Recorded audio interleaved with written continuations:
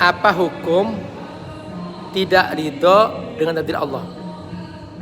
Kalau dia tidak ridho dengan takdir Allah, berarti dia tidak beriman kepada Allah dan tidak beriman kepada takdirnya, gitu ya. Otomatis kan rukun iman ada 6. Satu rukun ditolak, berarti dia menolak semuanya, otomatis, gitu.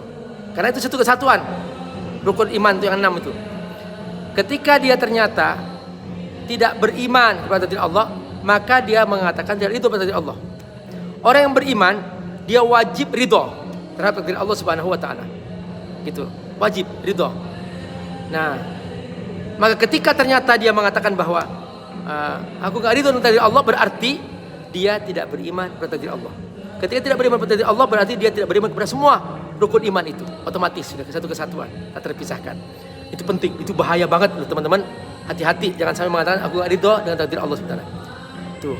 Terus yang kedua, ya, dia sabar.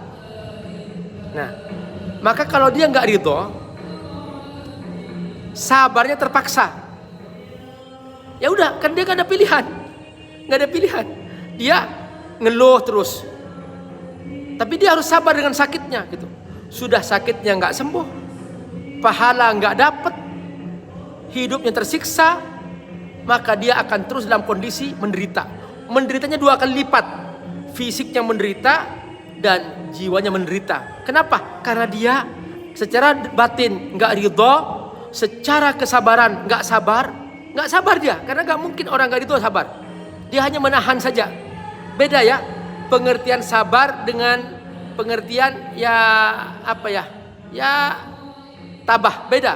Kalau tabah bahasa Indonesia, kalau sabar itu artinya di dalamnya dia beriman kepada takdir Allah dan dia ridho dengan takdir Allah. Nah, orang yang ridho dengan takdir Allah dia pasti sabar, gitu loh. Nah, orang yang sabar pasti dia dapat pahala dari Allah Subhanahu wa taala. Dan kalau dia dapat pahala dari Allah, maka hatinya akan tenang, gitu. Jadi beda. Kalau dia hanya tabah saja, ya sudahlah, takdir Allah ini memang aku mau diapain gitu. Tapi dia kecewa. Kenapa sih Allah begini? Nah, makanya supaya dapat pahala dan sembuh dari penyakitnya dan tenang menerima semua itu, maka kita pertama harus yakin takdir Allah. Katakan qadarullah ma syaa, ini takdir Allah, ma syaa fa'al, Allah yang menentukan, sudah terima dan aku sabar. Maka minta kepada Allah, Allahumma rzuqnis sabr fi hadzal bala. Ya Allah, beri aku kesabaran dalam ujian ini. Minta kepada Allah, Allahumma rzuqnis sabr fi hadzal bala. Ya Allah, beri aku kesabaran dalam ujian ini. Maka dengan ini dia akan mendapatkan pahala, mendapatkan kesembuhan, mendapatkan ketenangan, dan dia hilang dari penderitaannya. Semoga Allah berkah.